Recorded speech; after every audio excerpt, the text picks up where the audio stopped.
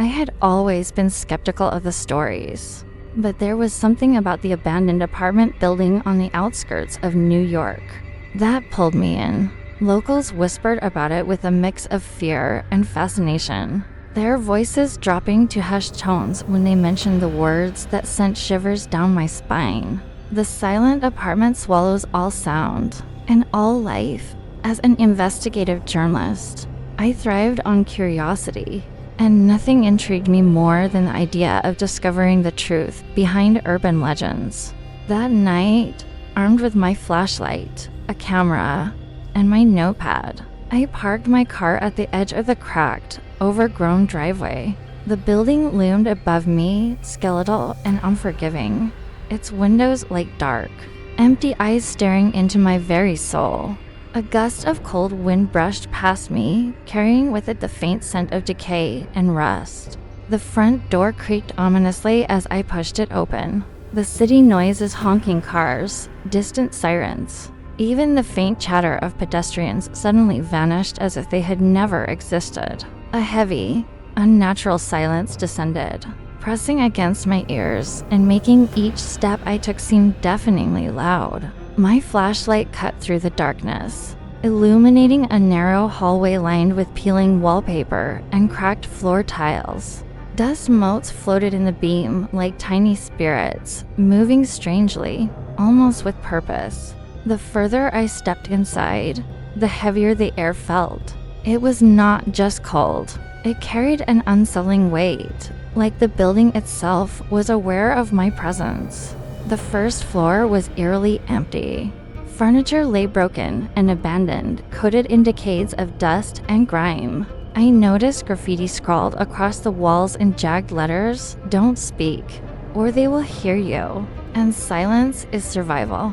I froze at the messages, an inexplicable chill running down my spine. Shadows flickered at the edges of my vision, elongated and twisted in ways that didn't make sense. When I turned my flashlight toward them, the shadows vanished, leaving only the dull gray of the walls. A whispering sound brushed past my ear, so soft that I almost thought I imagined it. My pulse quickened. "Who's there?" I called, my own voice sounding strange in the oppressive silence, like it had been swallowed before leaving my lips. There was no answer, only the faint, untraceable whisper again, lingering in the air like smoke. I pressed forward, documenting everything. My phone, which I had set to record, began to pick up faint sounds I couldn't hear with my ears. Whispers, unintelligible at first, slowly became coherent, echoing ominous phrases, "We see you." Forever, each word seemed to sink into my chest, wrapping itself around my heart, making it pound against my ribs. Floorboards creaked under my weight. Though the building was empty, every step felt watched. Every shadow seemed alive. I could almost feel fingers brushing past me in the darkness, cold and intangible. I entered one of the apartments on the first floor. Its walls were stained with what looked like old blood, dried into patterns that suggested frantic scratching or clawing. The faint outlines of symbols were etched into the surfaces, almost invisible until the beam of my flashlight revealed them. I crouched to examine one, tracing its lines with my fingers, and a shiver ran through me. A diary lay on a dusty counter, leather cracked and pages yellowed with age. I flipped it open cautiously, my flashlight illuminating the shaky handwriting.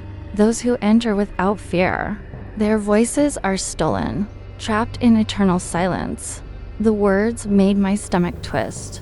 Silence, I realized, was not just absence here, it was a predator. The air grew colder as I continued to explore. The walls seemed to breathe in subtle, almost imperceptible ways, expanding and contracting, as if the building itself were alive. I felt a presence following me, a weight pressing against my back, urging me to turn around. Every instinct screamed at me to leave, but curiosity had me rooted in place. My flashlight flickered, threatening to plunge me into total darkness. I snapped it back on, and the shadows seemed to stretch further, crawling along the walls in shapes that no human could cast. I moved carefully down the hallway, each step deliberate, trying to maintain control over my rising panic. The whispers grew louder, more insistent, as if the building were testing me, probing my mind and my resolve. "You shouldn't be here," one voice murmured.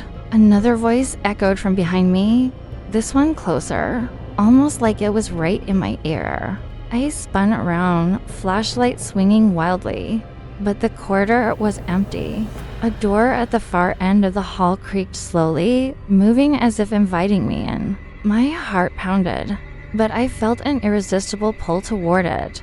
Inside the apartment, the darkness seemed to thicken, almost tactile, clinging to my skin like cobwebs. The floorboards groaned as if complaining at my intrusion. I saw markings on the walls, symbols that seemed to pulse in rhythm with my own heartbeat. Shadows swirled in corners that my flashlight couldn't reach, and for the first time, I felt real. Primal fear. My phone's recording caught everything: the whispers, the creaking, the subtle moans of the building, but my eyes were beginning to strain, to distinguish reality from illusion. The deeper I ventured, the more the silence seemed to consume me, pressing against my ears, my chest, my mind, until I felt like I was drowning in soundless darkness. I found a staircase leading down to the basement, the last unexplored level. My hand trembled as I reached for the railing. The air grew denser, colder, more oppressive with every step. A faint vibration hummed through the walls, almost imperceptible but unnerving. I stopped and listened. Nothing. Then a whisper tickled my ear. "We see you." My skin crawled. I forced myself to descend, each step a battle against the paralyzing fear that threatened to freeze me in place. As I reached the bottom, I paused, peering into the abyss. The basement stretched into darkness, an endless void, swallowing light and hope alike. I felt eyes on me, unseen but unmistakable, and a shadow moved in the corner of my vision fluid, unnatural and deliberately watching. I swallowed hard, telling myself I was a journalist.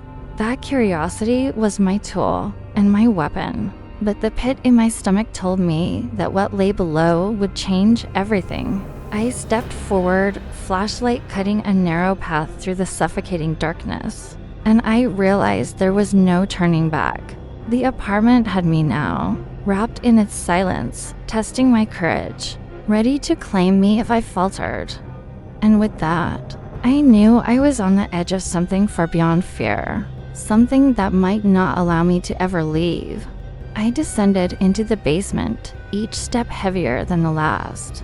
My flashlight cutting through a darkness so thick it seemed to swallow sound itself. The air grew colder with every inch, carrying a damp, metallic scent that made my stomach churn. My breath came in shallow gasps, fogging the beam of light before me. The walls, once plain concrete, now seemed alive, pulsating subtly, breathing with a rhythm that matched my own heartbeat. Shadows twisted in corners, stretching and contorting, refusing to stay where they belonged. A low hum vibrated beneath my feet, a sound I could feel in my bones rather than hear with my ears. I froze, straining to discern its source, but the basement offered no answers. It was as if the building itself had become a living predator, waiting for me to falter.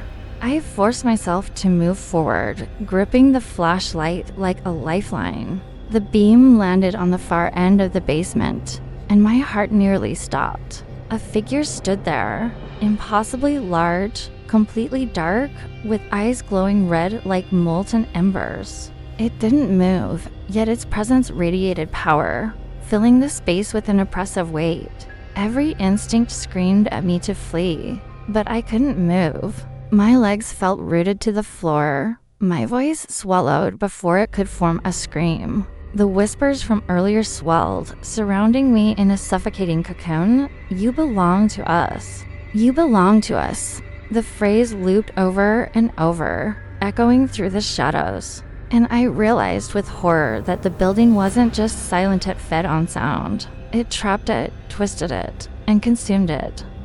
I took a trembling step backward, and the floorboards groaned under my weight. The only sound I could make. The figure remained motionless, yet I felt it inching closer.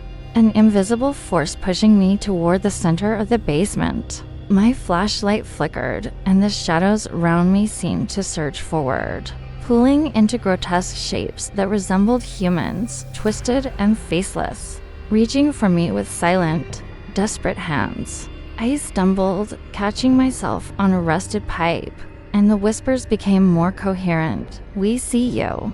Forever." Each word sank into my chest, making it hard to breathe, making my body feel heavier, like I was sinking into the ground itself. Desperation overcame fear as I realized the only way to survive might be to move. I sprinted blindly, the beam of my flashlight darting across the basement, illuminating brief glimpses of horrors that defied logic.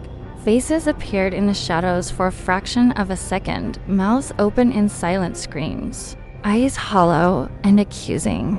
Floorboards twisted and warped beneath me, elongating and buckling as though the building itself were reshaping to trap me. I could feel the figure gliding closer, a cold pressure against my back that didn't allow me to turn. Every instinct screamed that I should scream, call for help, run, but my voice remained gone. The silence had claimed it. I backed into a corner, my flashlight trembling, as the faceless shadows pressed closer.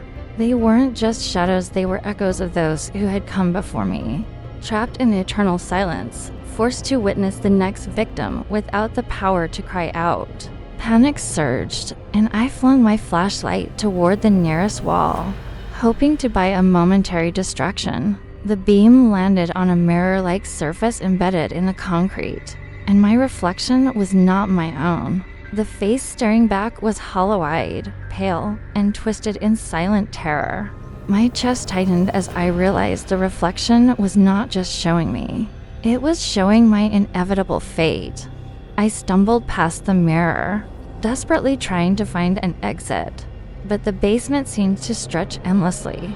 What had been a straight hallway moments ago now spiraled into a maze of shadows and silence. Each step echoed, but only I could hear it, and each echo seemed to multiply, creating a disorienting labyrinth of soundless repetition. The figure's glowing eyes appeared in every direction, always just beyond reach, always watching. Whispers grew louder, overlapping in layers, some faint and distant, others sharp and close, as though the building itself was speaking in 1,000 voices at once. "You cannot leave. You cannot leave." I collapsed to the floor, my mind teetering on the edge of madness. I could feel the darkness pressing into me, seeping through my skin, filling my lungs. The faceless shadows pressed closer, their silent screams merging into a single, suffocating presence. I tried to crawl, but the floor seemed to twist beneath me, pulling me toward the center of the basement where the figure waited. Its red eyes glowed brighter, and I could feel its gaze burrowing into me, stripping away every ounce of courage and will. The whispers intensified, now speaking directly into my mind. "We take what is ours. Forever." Suddenly, the air seemed to shift. The shadows writhed, and the figure expanded, becoming impossibly tall, its form stretching into the darkness above. I felt my body being lifted, suspended in a void where nothing existed but the oppressive weight of silence. I struggled, clawing at the floor, at the walls, at the air itself, but it was useless. The apartment had claimed me, and I was powerless against it. I realized then that the building did not just trap sound, it trapped life, bending it into its own macabre purpose. The whispers were not just warnings. They were the voices of the damned, echoing through eternity, guiding the next victim into its maw. Time lost all meaning. Minutes, hours, perhaps even days passed, or maybe none at all. The basement became a shifting nightmare, each corner revealing new horrors, each shadow a new threat. faces of the trap stared at me, their silent eyes accusing, their forms twisted in pain. I understood then that leaving was impossible, that my curiosity had doomed me. I had entered a predator's lair, and the predator thrived on those who dared to challenge its silence. Then, as suddenly as it began, the pressure lifted. My body dropped to the floor, and the shadows receded slightly. The figure remained in the center, unblinking, unyielding. Its glowing. Please like and subscribe channel Fear Frequency for more horror stories. Thank you.